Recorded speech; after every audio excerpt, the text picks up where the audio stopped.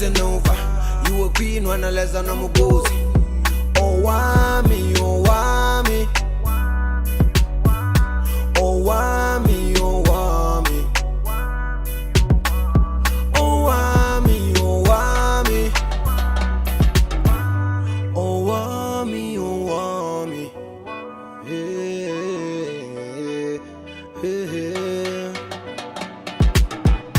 Girl, you're such a powerful woman.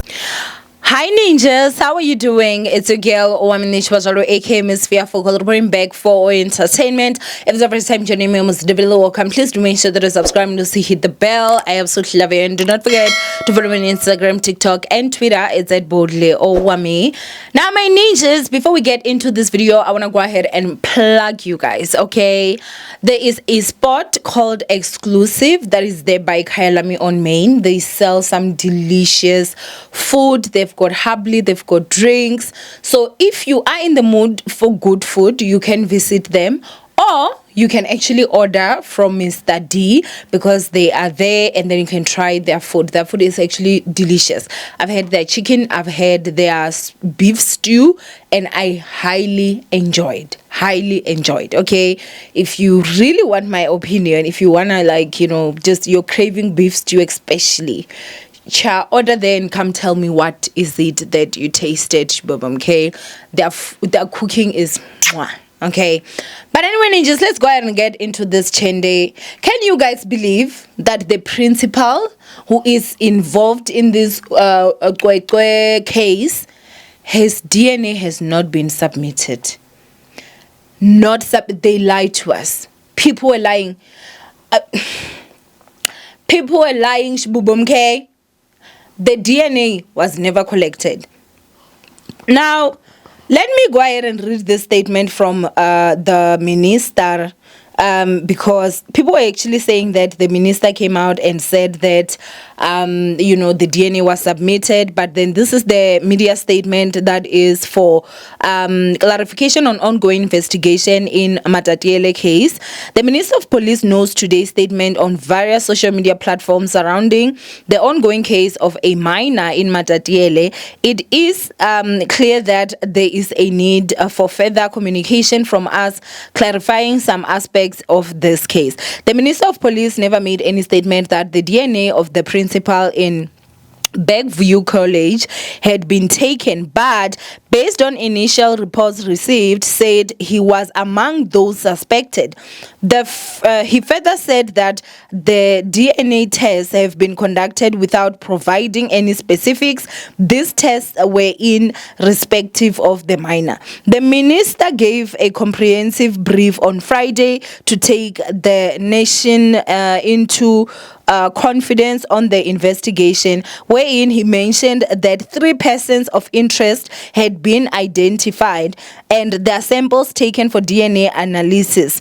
The Major General deployed ensure a thorough investigation is working diligently to ensure that all relevant evidence is carefully examined. The Ministry of Police reaffirms its commitment to ensure all necessary steps are taken to bring clarity and justice to the matter. We urge the public to rely on official statement from the South African Police Service and the ministry and avoid spreading unverified information that they cause confusion or harm. Now, let me tell you something. One thing that we are not is dumb, and one thing we are not is stupid, and one thing we are not is children. Don't mess with us. When you say 3 persons, if I'm not mistaken, the people who we were demanding DNA tests from is 3 people. The driver who submitted, the caretaker who submitted, and the principal who, guys, even if Coco's father, cousin, whoever submitted, those were not the 3 that Runa we were actually still wanting. And the 2 had submitted. The only one that had not submitted was the principal, and that's why people were striking, and that's why we're fighting. So when people started saying that the principal's DNA was taken, Did the office not see that? Why didn't they release a statement immediately to say that actually that's misinformation, as how they are now coming back to us after it has been found out that the DNA of the principal was never taken? Why didn't you put out a statement saying that actually the principal's DNA is not taken? The third person that is of interest is Mang Mang, not the principal, because in all honesty, as much as he did not say that the principal, we were under the assumption that the third person is the principal, because those were the three that we wanted their DNA tested first. So how come they didn't come? How come they didn't make the statement? Yo, guys, badlala karuna shem. Yo, this is pissing me off so much. Oh my goodness, they're playing with us. I'm telling you guys, they are playing with us. So the office is able to release a statement now that they are facing backlash. But the time that we actually were wanting to know and people were striking. Oh, wait. Oh.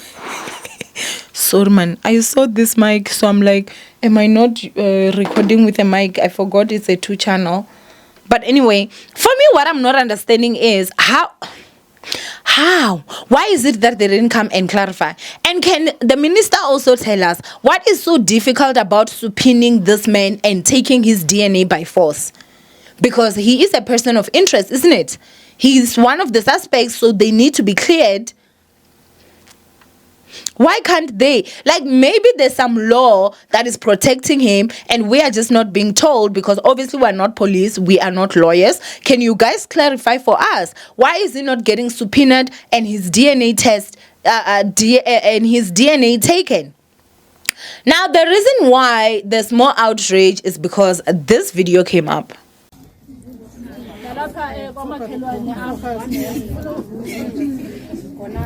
See,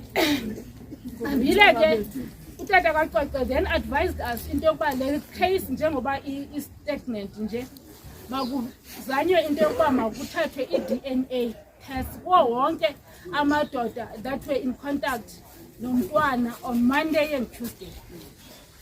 Wathi ke uzawuba ngowokuqala ukuyithatha leyo DNA.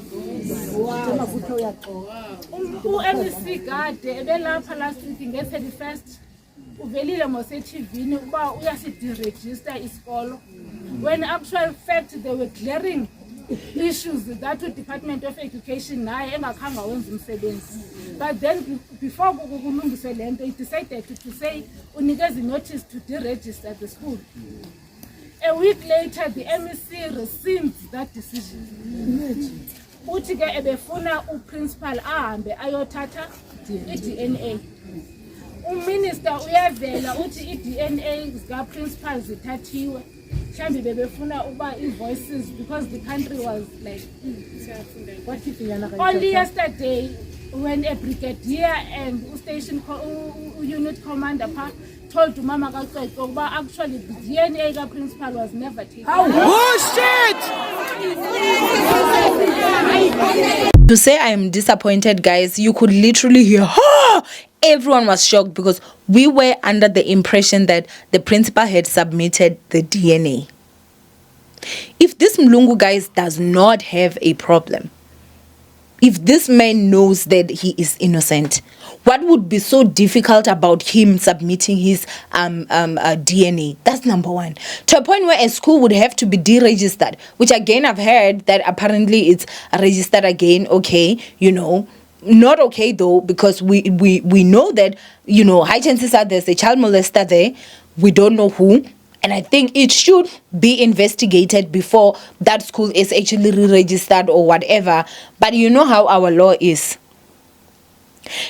Why would the whole country have to go on strike, different provinces, just for you to submit your DNA and you did nothing wrong? AfriForum came in, and in what we saw it as they're protecting this man, and this man just has to submit his DNA. We're not even saying that we are saying you did it. We just want your DNA to prove that you didn't. And allegedly they withdrew. I don't know if that is true or not, but I heard some people saying that, AfriForum withdrew. And if that is the case, it's bad. Because it means maybe they did find something out and they know that it will not look good for them.